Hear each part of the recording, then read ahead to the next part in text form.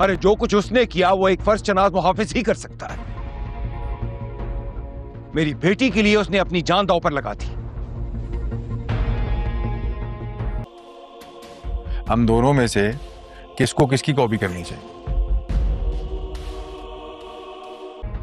اس لیے اب وہ میرا سب کچھ ہے.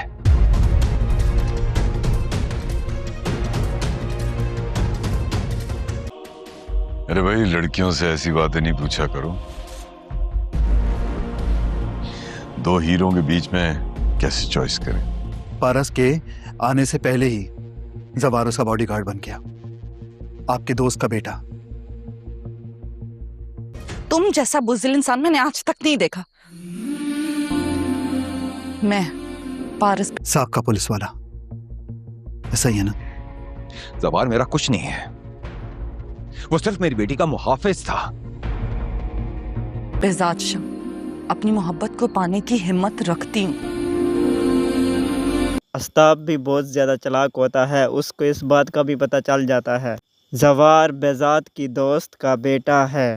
بہزاد نے اسی وجہ سے اس نے اپنی بیٹی کا محافظ بنایا ہے. جب وہ آ کر اپنے ماموں سے بات کرے گا، منیر بہزاد کو بہت زیادہ غصہ آئے گا.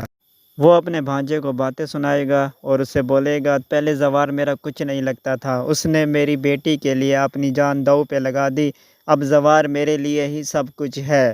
اور اسے یہ بھی صاف صاف بول دے گا تم تو میری صرف دولت کے پیچھے پڑے ہو.